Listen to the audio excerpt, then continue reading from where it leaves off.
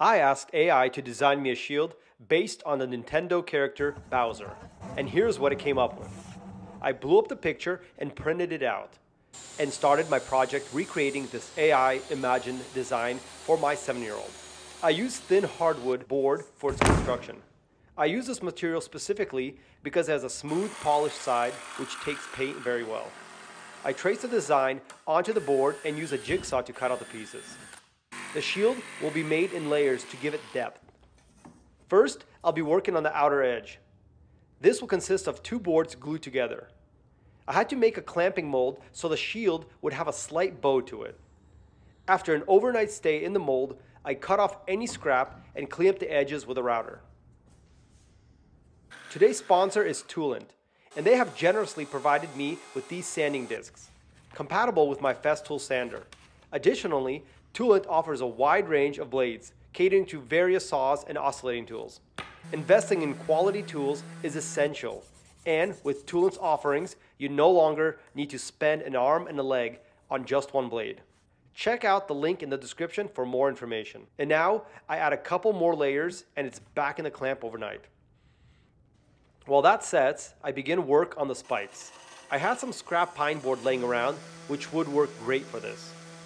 Using a bandsaw, I carefully cut out the initial rough shape and sanding it until it attains its final form. Now, turning our focus back to the shield. Having completed the final stage of gluing, with this step done, I began on adding all the details. For the smaller rivets, I utilized small wood axles I had from an earlier project.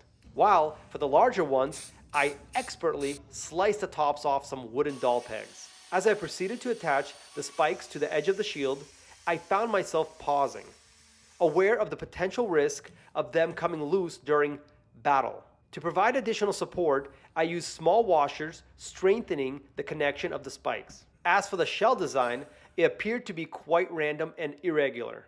So I decided to freehand it before carving out the design. Once that was complete, I sanded everything smooth and cleaned the whole shield using mineral spirits and prepped it for the next stage of this build. I applied 2 coats of primer prior to painting the shell parts green.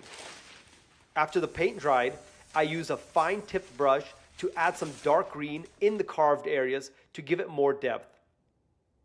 I ended up waiting 2 full days before feeling confident enough to proceed with masking the edges using tape, as I feared the paint might come off during the process.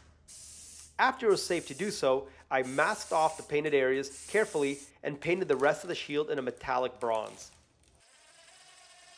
Now, all that's left is attaching the handle, strap, and last but definitely not least, the ruby on the top. And there you have it, Bowser's shield as imagined by AI. Leave a comment if you have any ideas for future projects. Have a good day and see you next time.